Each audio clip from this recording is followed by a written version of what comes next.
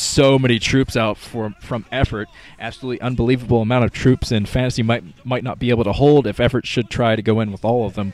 I think EffOrt's waiting for a few more troops, a few more backup troops before he tries to do the pincer, and Fantasy's got to keep on the irradiate. Too many lurkers in the area. I think EffOrt will be able to take this. Oh no, EffOrt coming in. He's going to Dark Swarm here. Dark Swarming with a ton of lurkers. Another D-Matrix of the tank, but that tank's still not going to last long. Fantasy needs more tanks in the area. I'm not sure where his backup tanks are. Oh, he has one Vulture out, so it looks like he's committing to Vultures instead of tanks for the moment, which is pretty smart. He'll be able to lay mines everywhere and protect one side of the roadway while he goes up the other, tries to kill the natural area. EffOrt retaking the 10 o'clock. I see a big purple blob up there. Fantasy's got to back off. Fantasy's got to get away from this Dark Swarm. Falling back. Oh, being pushed back by another Dark Swarm. So he unseizes his tank. Might not be able to. Oh, that tank goes down. So it's not looking good for Fantasy. He does not have any more tanks out here. You'd think he would have been pumping tons of tanks from at least a couple of factories. But I think he still only has one factory. He might have two since he's pumping Vultures as well. But yeah, he's got to get something done. He's going to go, I think he's going to try to re-destroy the 10 o'clock base, and that'll definitely help him limit the mining of EffOrt. EffOrt in here with a Zergling scout, so at least he knows that there's a base down at the 8 o'clock for Fantasy. Fantasy going all the way up to the top. I think EffOrt will attack the bottom while Fantasy attacks the top. This could be absolutely insane. Fantasy scouts this, drilling down a couple mines. The mines drag into quite a few Zerglings, but he needs some troops. He needs some troops at the front to defend against this lurker trap. Lurkers coming in. Fantasy running back with his Marines. And he is going to be able to take out this 10 o'clock. I don't think EffOrt's going to be able to defend that 10 o'clock. But in the meantime, Fantasy might be losing his natural expansion. Oh man, nicely placed Dark Swarms, keeping Fantasy from doing pretty much anything. Fantasy does destroy the 10 o'clock, so that's definitely something in his advantage. But he's got to run back with all of his troops. He can't let this base not mine forever. Oh, running down with Marines, miss micro those Marines. Now a ton of Zerglings coming in. Zerglings get a ton of damage done. So EffOrt might be able to harass this base, but no. It looks like that bunker does hold, and Fantasy being forced back by a Dark Swarm. He's not really paying attention. He's not paying attention to this troop. Oh, no.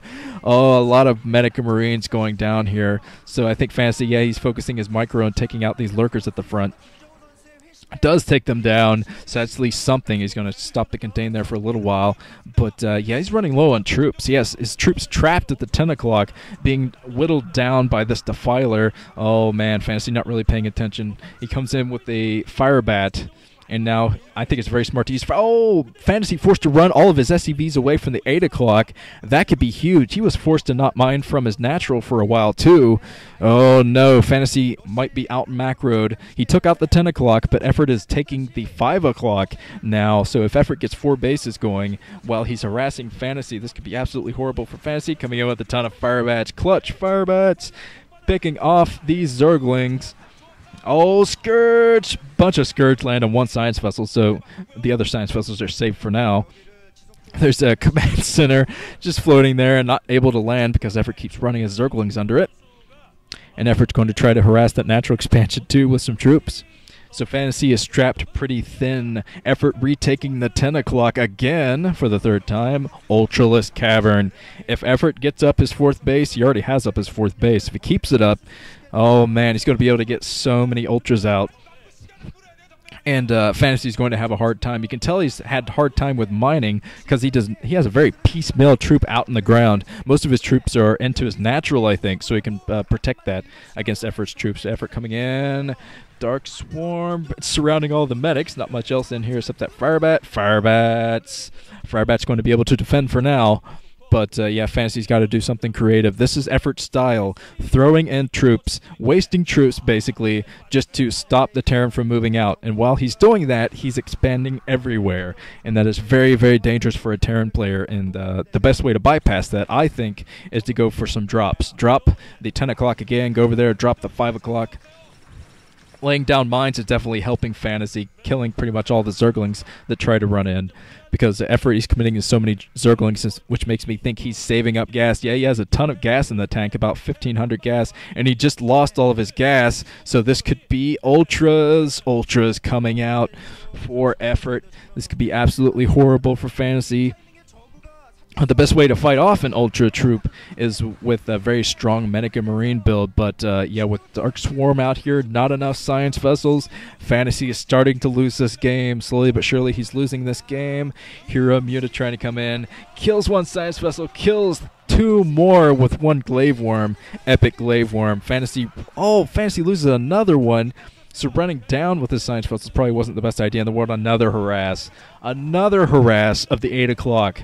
Fantasy isn't mining enough. He needs to get another base, protect that 8 o'clock. He needs a couple of bunkers there just to protect that, especially with Ultralist coming out. Oh man, effort keeping on constant pressure from effort.